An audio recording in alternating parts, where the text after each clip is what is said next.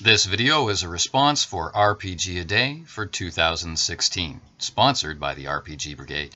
I really wanted to be able to get through the entire 31 days without using an alternate question, but I'm not going to be able to do it. Day 21, there's memories in the back of my head that are feeling like if I could just get a moment's rest, they might surface, but I can't. There's just so much going on. The question is, what was the funniest misinterpretation of a rule that you can remember? And there's lots of things I remember remembering, but right now I can't specifically remember what they were, which is funny in itself. The question was aiming at, you're playing along, everything seems fine, but then somebody notices or finds out that, wow, we've been using this roll wrong. And in fact, the way we've been using it wrong is ridiculous. And, we all make mistakes. So I look forward to hearing your funny stories. I just can't remember any of my own, which leaves me to use an alternate question. And because I have been thinking about Call of Cthulhu a lot lately,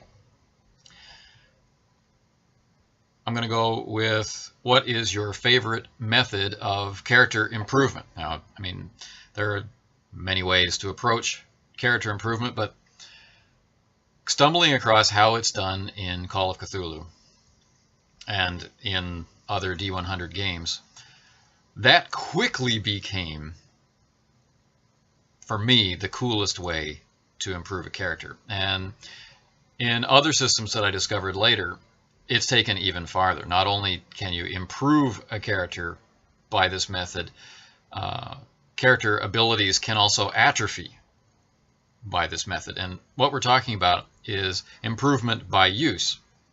Now, of course, this kind of character advancement is open to abuse, but like with so many things, that's player error and nothing I want to particularly focus on.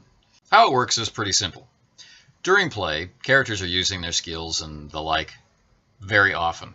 But there'll be specific moments in a game where something significant happens, and that could be failure or success or a long period where that skill is called upon again and again, something like that, something which would have a chance of effecting change on the character, of causing development of some kind. So a check is made next to the skill or skills which are noted as being worth examining later. Will the character develop because of the experiences that they have recently had? Okay, so when it is time to advance the character, those skills that have been indicated, well, they get a roll. If the roll is successful, well, that indicates a failure to develop.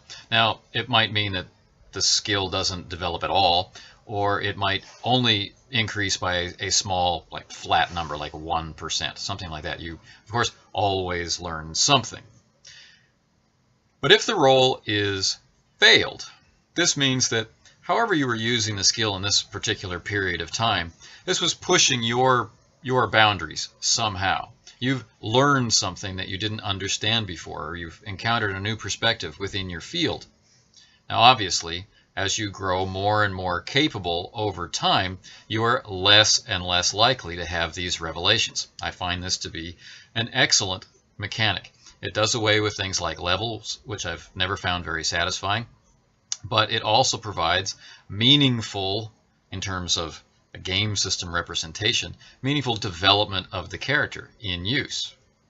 So, now, some systems take it even farther and say that skills that you're not using at all will slowly wither away.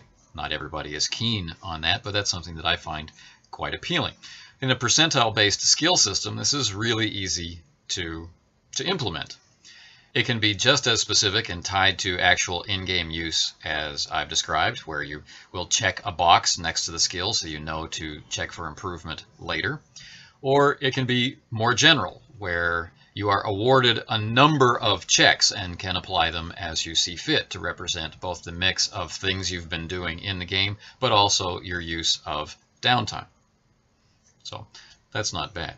But Outside of percentile systems, this can still be applied. Because the key to it doesn't really matter. Was the character challenged in some way? Did they use the skill or study the skill or spend time with it? And is there a possibility that they could have learned more? Check and see. So in the past, I dreamed up a method to do this for Vampire the Masquerade. And some people really, really liked it, and some people really, really hated it. You can guess who hated it, and you can guess who liked it. But the idea is, it's easy to implement if you're not really happy with the idea of assigning experience points. If games where they're like in Storyteller, there's a role-playing point and a wisdom point and a danger point and yada, yada, yada, and you yourself haven't reached a comfort level with the group as the game master to go through that experience, this is an alternate method. And it allows for variable rates of development. Some characters might advance in a number of skills all at once because of a particularly tense situation, and others might develop more slowly. Some might develop a great deal of skill in one area. The characters develop, let's say, organically, more naturally than is represented usually by the expenditure, the conscious expenditure of experience points. It won't satisfy everybody. Some people really enjoy that conscious application of experience points and developing the character along a planned track or whatever just occurs to them right now would be cool to do. Either way, this is an option that's out there, and this is my preferred method of character improvement. I wish I'd been able to answer today's actual question, and I was kind of hoping that recording this video would spark a memory, but still nothing. Tomorrow's question, our 22nd, is looking at events in your game which were random and yet don't seem that way. Random events that keep occurring. Tomorrow for RPGaDay 2016. Autocratic's RPGaDay is sponsored this year by the RPG Brigade. Want to know more? Check out the information at brigadecon.org.